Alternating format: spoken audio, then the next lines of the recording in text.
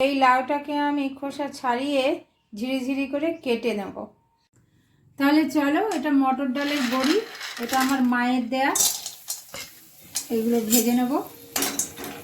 আমার বড়ি ভাজা হয়ে গেছে, তুলে নিলাম। এবার কড়াইতে ফোড়ন দিলাম জিরে, শুকনো লঙ্কা, তেজপাতা। একটু ফোড়ন একটু ভাজা হয়ে গেছে, এবারে আমি ঝিরিঝিরি করে কাটা লাউগুলো দিয়ে দিলাম। দিয়ে আমি হাই ফ্লেমে একটু নেড়ে চাপা দিয়ে দেবো। ছোলাগুলো দিয়ে দিলাম আর সামান্য একটু লবণ দিলাম আর অল্প একটু হলুদ দিয়ে নেড়ে চাপা দিয়ে দেবো। এই যে জল বেরোবে সেটাতেই সেদ্ধ হয়ে যাবে। এবার এই বড়ি, ভাজা বড়িগুলো দিয়ে দিলাম। আর এই যা জল বেরিয়েছে এই জলেই বড়ি আর লাউ ভালো করে সিদ্ধ হয়ে যাবে।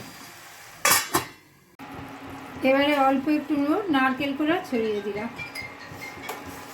দিয়ে আর একটু চাপা দিয়ে রাখবো।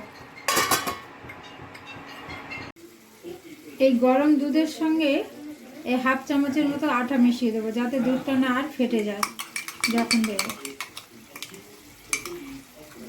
এবারে টেস্টের জন্যে আমুল স্প্রে পাউডার 1 চামচ দিয়ে দিলাম।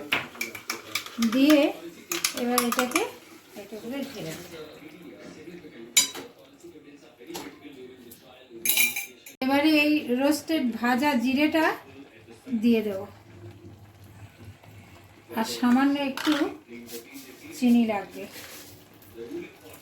এই অল্প, ব্যাস। এবার একটু চাপা দিয়ে দেবো। প্রায় কমপ্লিট। এবারে সামান্য একটু ঘি দেবো, দিলেই রান্না।